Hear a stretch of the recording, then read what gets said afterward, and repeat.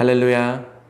오늘도 매일 바른 회복 19번째 시간에 나오신 우리 모든 성도님들을 예수님의 이름으로 사랑하고 축복합니다. 기도함으로써 말씀 가운데 나아가도록 하겠습니다. 사랑하는 주님, 감사합니다.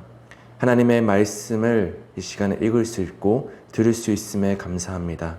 말씀에 우리의 마음을 합할 때 이 말씀대로 살아갈 수 있는 놀라운 축복을 허락하여 주옵소서. 예수님의 이름으로 간절히 기도합니다. 아멘.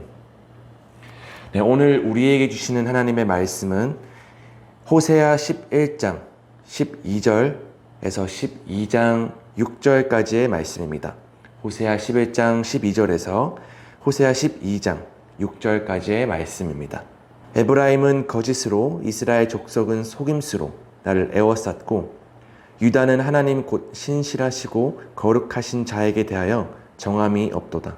에브라임은 바람을 먹으며 동풍을 따라가서 종일토록 거짓과 포악을 더하여 아수르와 계약을 맺고 기름을 애굽에 보내도다. 여호와께서 유다와 논쟁하시고 야곱을 그 행실대로 벌하시며 그의 행위대로 그에게 보응하시리라. 야곱은 모태에서 그의 형의 발 뒤꿈치를 잡았고 또 힘으로는 하나님과 겨루되 천사와 겨루어 이기고 울며 그에게 간구하였으며, 하나님은 베델에서 그를 만나셨고 거기에서 우리에게 말씀하셨나니 여호와는 만군의 하나님이시라. 여호와는 그를 기억하게 하는 이름이니라. 그런즉 너의 하나님께로 돌아와서 인애와 정의를 지키며 항상 너의 하나님을 바랄지니라. 아멘. 네, 저희는 오늘의 이 본문 말씀을 통해 하나님과 그의 백성 이스라엘의 관계가 어떠함을 적나라하게 표현되고 있음을 알 수 있습니다. 본문 말씀 시작부터 우리는 이스라엘이 온갖 거짓으로 하나님을 속이려 하고 있다는 것을 말하고 있는데요. 11장 12절입니다. 에브라임은 거짓으로, 이스라엘 족속은 속임수로 나를 애워쌌고. 이스라엘 백성들은 거짓으로 또 속임수로 하나님을 기만하고 있음을 볼 수 있습니다. 하나님만 사랑하며 섬기겠다고 고백했던 이 주의 백성들이 이제는 주님보다 자신만의 지식과 지혜와 계획을 더 의지하며 살아가고 있는 것입니다. 12절 나머지 부분도 한번 보십시오. 유다는 하나님께 정함이 없다고 기록되어 있습니다. 그런데 그 하나님이 어떤 하나님이라고 기록되어 있습니까? 곧 신실하시고 거룩하신 하나님이라 표현되고 있습니다. 이를 통해 저희는 이스라엘이 하나님과 맺은 언약을 신실하게 따르는 척만 했지 실상은 그렇지 않다라는 것을 알 수 있는데요. 오직 여호와께서만 그 언약의 신실하신 모습으로 계속해서 있음을 볼 수 있습니다. 12장 1절에 들어오니 이스라엘 백성들은 바람을 먹고 동풍을 따라갔으며 종일토록 거짓과 포악을 더했고 아수르와 계약도 맺고 기름을 애굽에 보내기도 했다라고 하고 있습니다. 이것이 뜻하는 바가 무엇입니까?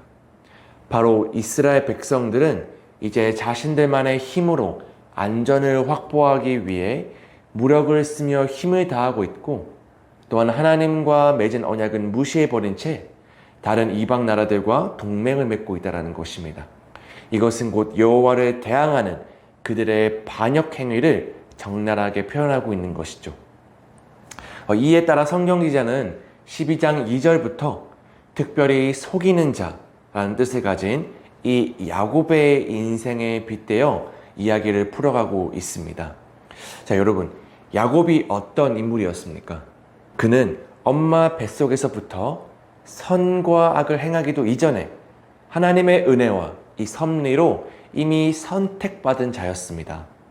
그러나 그의 인생은 늘 하나님보다 자기의 생각이 우선이었고, 또 그는 자기의 속임수로 인생을 열어갔던 사람이었습니다. 마치 오늘 11장 12절에서 12장 1절 가운데 표현된 이 이스라엘 백성들의 모습은 마치 야곱과 같습니다. 창조주를 인정하지 않고 자기 인생을 스스로 정하는 인생을 살고 있는 그 야곱의 모습처럼 자신만의 지혜로 당대 강대국 아수르와 애굽에 국제관계를 맺고 평안을 추구하려고 하고 있지만 사실상 그 강대국들은 자신의 이익에만 관심이 있었지 이스라엘의 안위에는 전혀 관심이 없었습니다. 결국 이스라엘 백성들은 이유 아수르에게 망해버리고 말죠. 이 또한 마치 야곱의 모습과 같은데요. 12장 3절과 4절을 보시면 알 수 있습니다. 태생부터 형 에서의 발 뒤꿈치를 잡고 태어난 야곱은 형의 장자권을 자신만의 속임수로 취하고자 했던 것을 우리는 알고 있습니다. 이후 세월이 많이 흘러 다시 본향으로 돌아가고자 했던 야곱은 이전에 하나님을 만났던 그 베델에서 천사와 겨루며 자신만의 힘으로 그를 이겨보려고 하였습니다. 이 또한 처음엔 야곱이 자신만의 힘과 능력과 지혜와 지식을 의지하며 하나님의 말씀 안에 겸손한 마음과 순종의 마음을 가지고 있지 못하였음을 알 수 있습니다. 하지만 4절 하반절에 보시면 결국엔 하나님께서는 베델에서 야곱을 만나셨고 여호와만이 그의 삶의 주인이며 반드시 그의 삶에서 기억해야 될 이름임을 깨닫게 하십니다.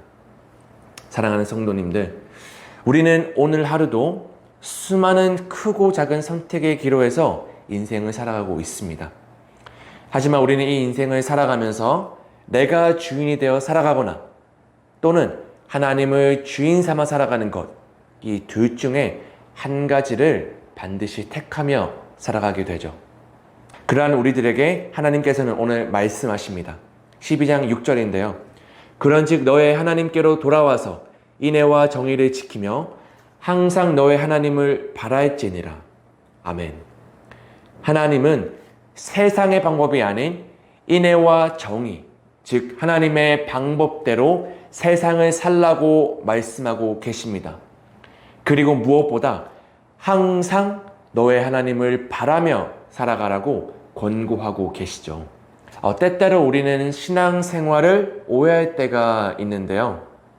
수많은 크리스천 분들이 마치 우리가 몸에 좋은 비타민이나 영양제가 있으면 막 챙겨 먹듯이 신앙생활에 도움이 되는 것이라면 뭐든지 막 하려고 하고 있습니다. 말씀도 읽고 기도도 하고 큐티도 하고 또 훈련도 받으며 감사 노트를 또 쓰기도 하지요. 물론 이러한 것들이 잘못된 것은 아닙니다. 더욱 열심히 해야 되죠. 하지만 우리는 이러한 것들을 마음을 다해 하는 것이 아니라 잘 하려고 하는 것에 집중하다 보니까 그 행위들을 하는 그 참된 목적을 잊어버릴 때가 있는 것 같습니다. 우리의 신앙생활은 말씀 보고 기도하는 것, 물론 맞습니다. 하지만 진정한 신앙생활이란 세상의 방법이 아닌 인애와 정의를 지키며 살아가는 것, 그리고 항상 하나님을 바라보며 살아가는 것임을 오늘 말씀을 통해 우리는 깨달을 수 있습니다. 사랑하는 성도님들, 우리에게 맡겨진 이 삶을 우리의 힘으로 살아가기 위해 아등바등하며 붙잡지 마시길 바랍니다. 하나님께서 원하시는 것은 그저 온 마음을 다해 하나님을 바라보는 것이요 하나님을 사랑하는 것입니다. 오늘도 이 말씀을 기억하시며 살아가실 때 십자가 앞에 다시 엎드려 우리의 교만함과 기만함을 모두 벗어버리고 하나님의 지혜를 의지하며 살아가는 복된 성도님들 되시기를 예수님의 이름으로 간절히 축복하며 소망합니다. 기도함으로써 마치겠습니다. 사랑하는 주님, 오늘 이 말씀을 우리의 심령에 굳게 새기기 원합니다. 이 말씀을 통하여 깨달은 것처럼 우리가 이제는 하나님께 돌아가서 인애와 정의를 지키며 항상 하나님을 바라며 살아갈 수 있도록 주여 은혜를 베풀어 주옵소서. 우리 주 예수님의 이름으로 간절히 기도합니다. 아멘.